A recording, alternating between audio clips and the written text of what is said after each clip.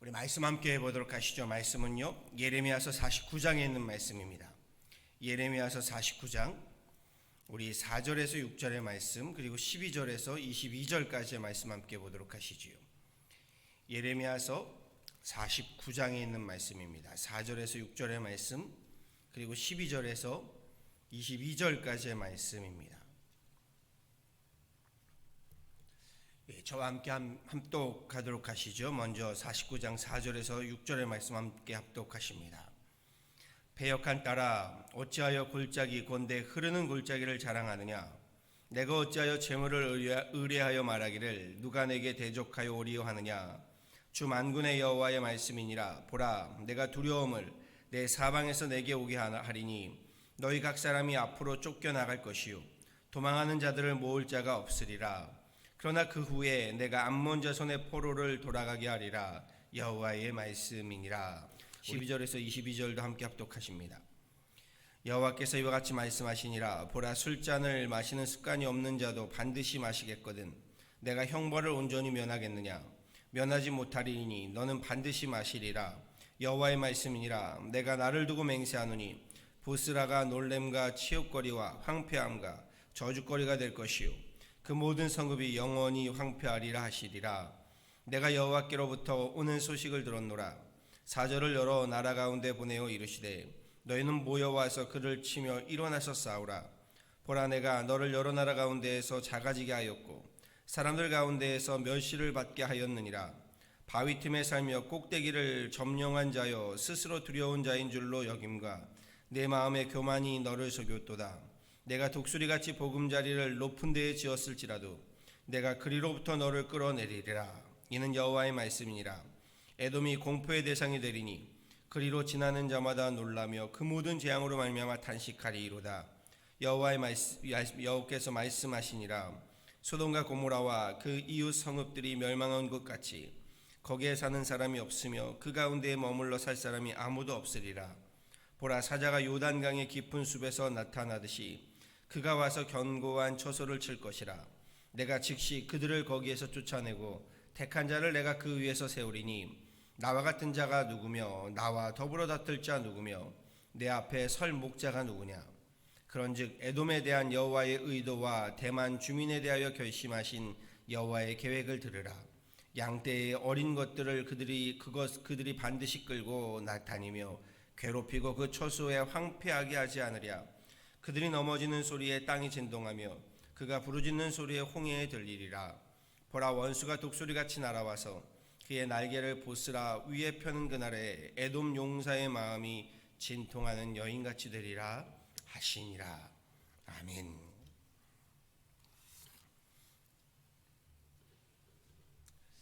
우리 예레미야를 통한 하나님의 진노의 심판의 말씀이 계속되고 있습니다. 오늘 본문은요, 이스라엘 근방의 이방 민족에 대한 하나님 심판의 진노의 말씀들입니다.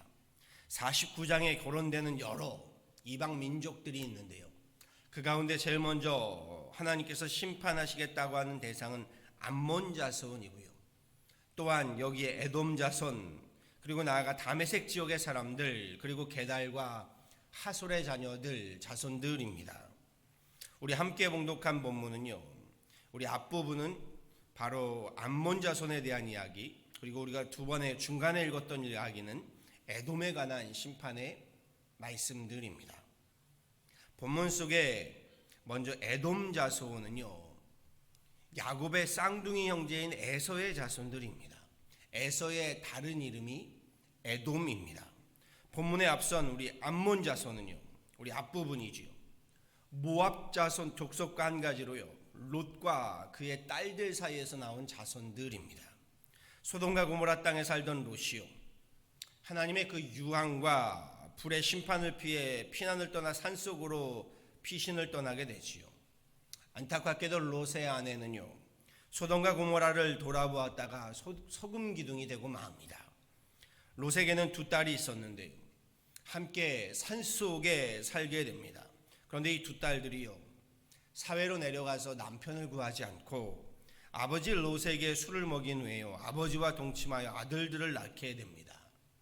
큰 딸이 낳은 아들들의 후손이 모압 족속이 되고요, 작은 딸의 그 낳은 아들들의 후손들이 암몬 족속이 됩니다. 모압 족속, 에돔 족속, 암몬 족속, 저들은 모두요, 결국 따지고 보면 이스라엘의 친족들입니다. 그런데 시간이 지나면 지날수록 저들은 이삭의 후예들과는요, 그런 적대적인 관계가 되게 됩니다. 물질적으로는 풍요로운 생활을 누리고 있었는지는 모르겠지만 그 풍요로움과 부유함으로 인해서요, 저들은 오히려 거룩한 사명과 소명을 망각하였기 때문입니다. 친형제들 간에도 세상 물질로 인해 서로 원수가 되어 싸우는 경우들이 종종 있지요. 저들은 지금 자신들이 서로 어떤 관계인지, 하나님께서 어떻게 부르셨는지의 그 부르심의 소명과 사명을 잃어버리고요, 오늘 말씀을 보았더니요, 세상 물질을 자랑하고 여기에 노예로 얽매여 서로 싸우며 끌려가는 삶을 살고 있음을 하나님이 질책하십니다. 거룩한 소명을 보통 잃어버리게 되는 때는요, 물론 너무 춥고 배고플 때도 이 거룩한 소명을 잃는 경우들이 있습니다. 그런데 대개는요, 힘겹고 어려울 때보다는 도리어 편안하고 안락할 때, 등 따스고 배부를 때입니다. 세상에 젖어 살게 되기 때문입니다. 이 세상을 본받지 말고 빛과 소금의 역할을 감당하면서요, 오히려 세상을 변화시키라 라고 명하셨는데, 도리어 세상을 탐닉하게 되면서요, 이생의 자랑과 안목의 정욕에 몸과 마음과 영혼을 빼앗기게 때문입니다.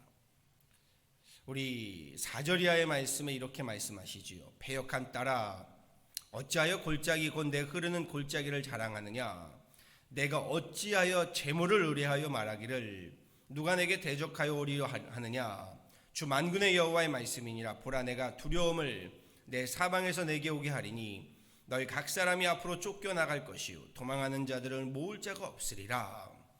흐르는 골짜기, 하나님은요, 그 재물을 흐르는 골짜기라고 말합니다. 즉 재물은 영원한 것이 아니라 흘러버린다는 거지요. 우리 육체적으로 건장한 힘을 체력이라고 말하지요. 많은 학문을 쌓은 힘을요, 학력이라고 말합니다. 그런가 하면 어떤 일들을 감당해내는 능력을 실력이라고 말하고요, 남을 지배하고 복종시키는 능력, 권력, 나라의 부강함을 국력이라고 말합니다. 군사력, 오늘날의 가장 중요한 힘 가운데 하나가 그렇죠, 경제력입니다. 여기에 공통적으로 해당되는 개념이 힘의 논리이지요. 우리 신앙도 이 힘의 논리를 적용하여서 흔히 우리 신앙의 힘을 영력이라고 말합니다. 한자성어로요, 재력과 권력과 권세를 갖추고요, 호화로운 영화를 누리는 것, 사자성어로 부귀영화라고 말합니다. 부귀영화, 세상 힘의 논리에서요, 가장 먼저 나오는 힘이 무엇인가요? 바로 부입니다. 재력이지요. 이것만 보아도요, 돈이 얼마나 큰 힘을 발휘하는지를 알 수 있습니다. 그러니 모든 이들이 돈이 좀 있는 부자가 되기를 원하는 것이다라는 것이지요.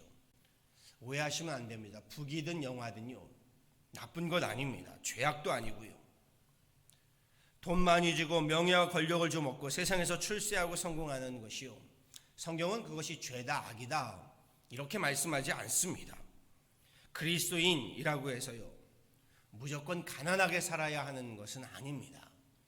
물론 목회자라도 마찬가지입니다. 목회자라고 해서요, 이제는 무조건 가난하게 살아야만 그런 훌륭한 목회자라고 말할 수는 없습니다. 여러분도 부자 되시고 부귀와 영화도 누리시기를 소원합니다. 문제는요, 이 속도가 아니라 방향인 겁니다. 아무리 대단한 성공하고 대단한 부귀와 또한 영화를 누린다고 해도요, 그 길이 하나님과의 언약에 어긋나는 길이라면요, 그 길의 방향은요, 결국 패망하는 길이 되고 말기 때문입니다. 예레미야 선지자가 말하는 바가 이것입니다. 모압 족속이나 암몬 족속이나 에돔 족속이나 저들은 다 한결같이 아브라함의 자손들입니다. 모두가 다 하나님께 부름받고 축복받은 자손들입니다.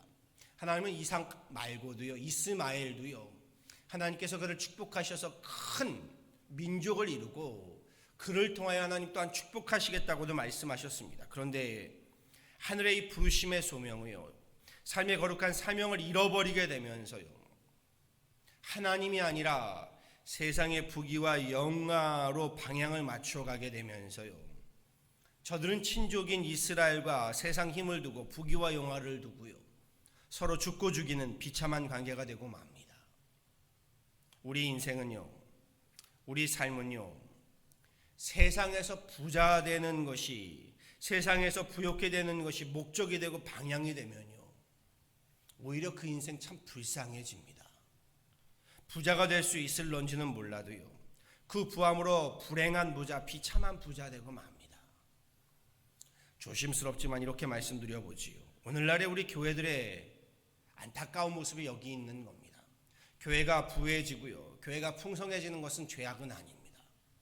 그런데 그것이 목적이 되고 방향이 되니까요, 교회는 부자가 되고 풍성해졌는지는 모르지만요, 여러분 보시잖아요, 불행하고 불쌍하고 비참한 교회가 되고 마는 겁니다. 우리 인생의, 우리 삶의 목적은요, 세상의 부자가 되는 것에 있는 것이 아니라요, 우리 하나님께 부자가 되는 것에 있어야 합니다. 나의 부요함으로요, 하나님을 부욕해 하는 삶이 행복한 인생이 되고요, 축복된 그러한 인생이 된다는 겁니다.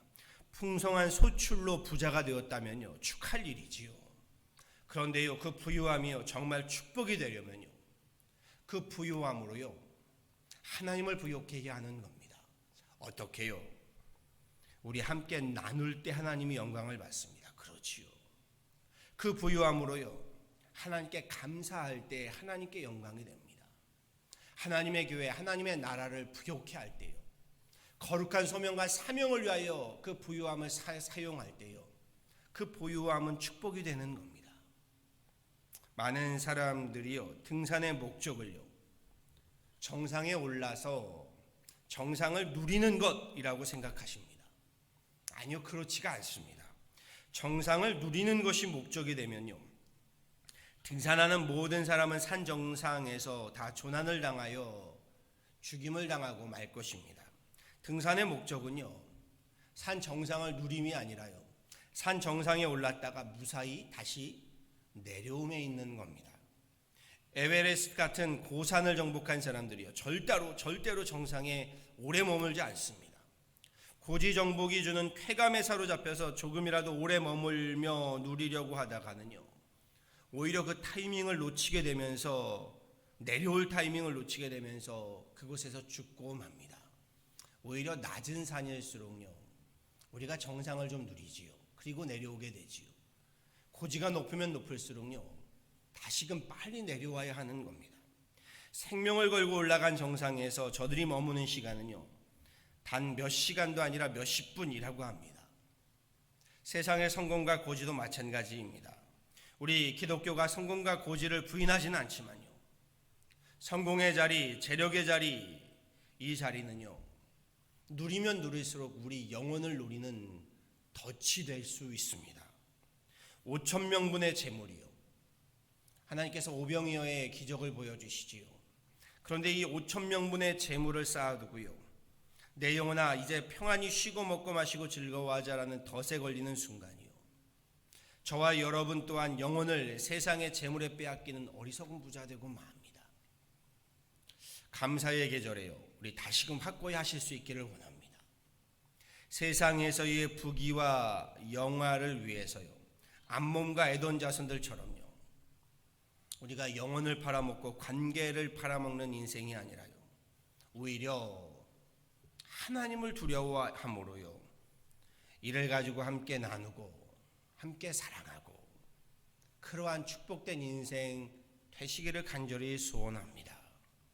부귀와 영화를 자랑하며 사는 인생이 아니라요, 오히려 하나님을 자랑하며 살아가는 인생 되어지기를 소망합니다. 믿음을 자랑하고요, 우리 교회를 자랑하고요, 신앙을 자랑하고요, 나눔을 자랑하고요, 돈 때문에 기죽고 못 사는 사람이 아니라요, 반대로 돈 때문에 의기양양해서 사는 사람이 아니라요, 오히려 예수님 때문에 다윗과 같이 내 잔이 넘치나이다 감사할 줄 알고요.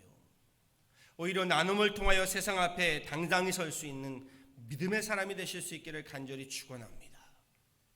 재물이 많으면 많은 대로요, 좀 적으면 적은 대로요, 부하면 부한 대로요, 비나면 좀 비난 대로요.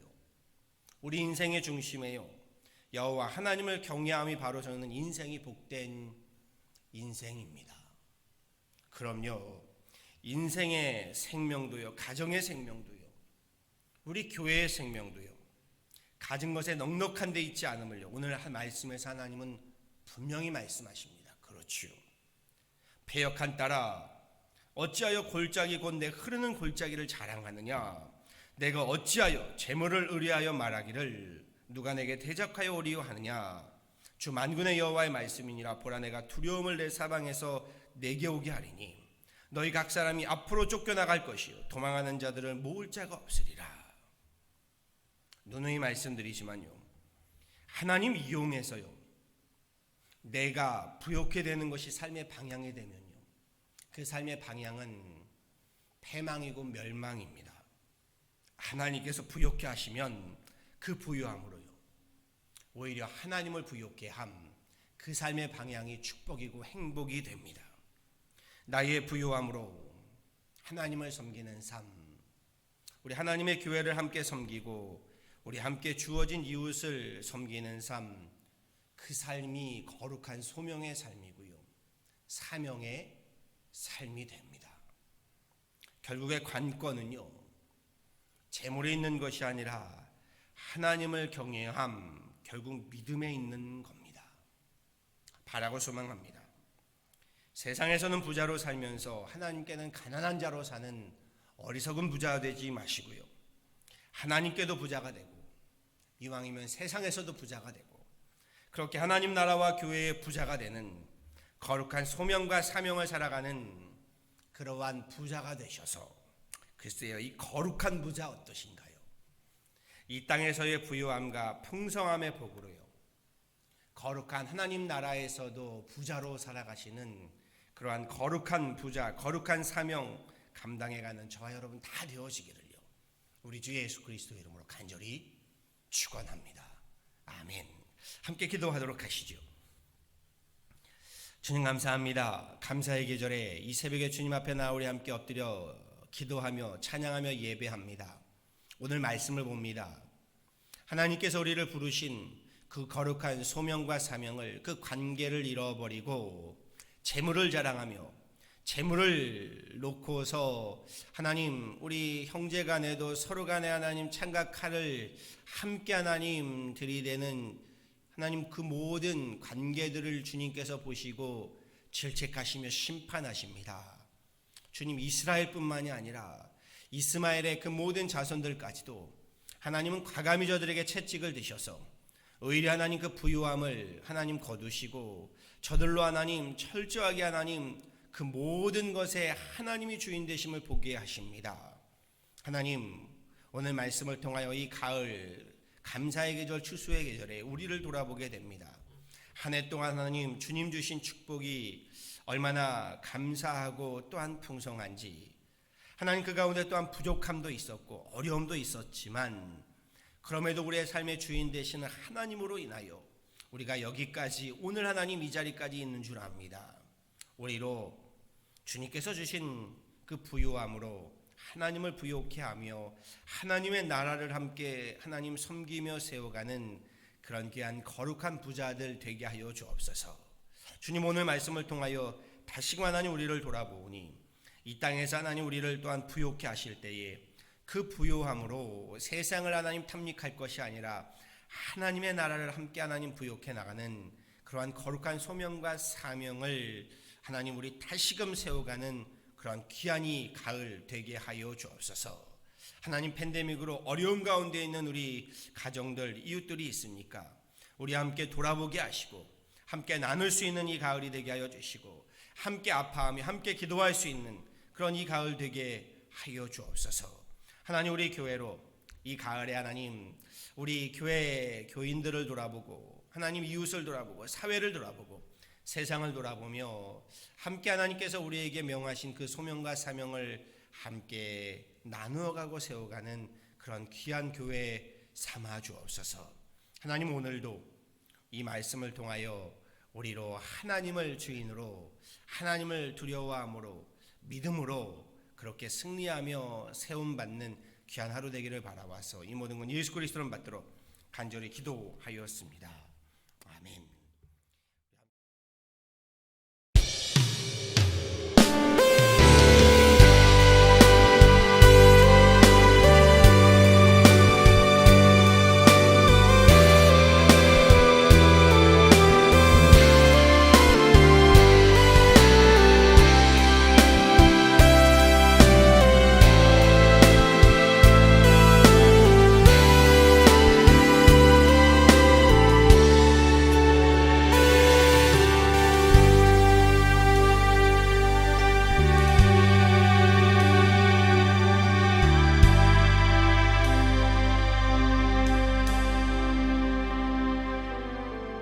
잊을 수 없는 은혜,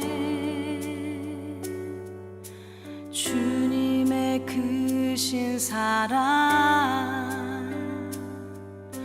자신을 버리심으로 나를 품어주셨네.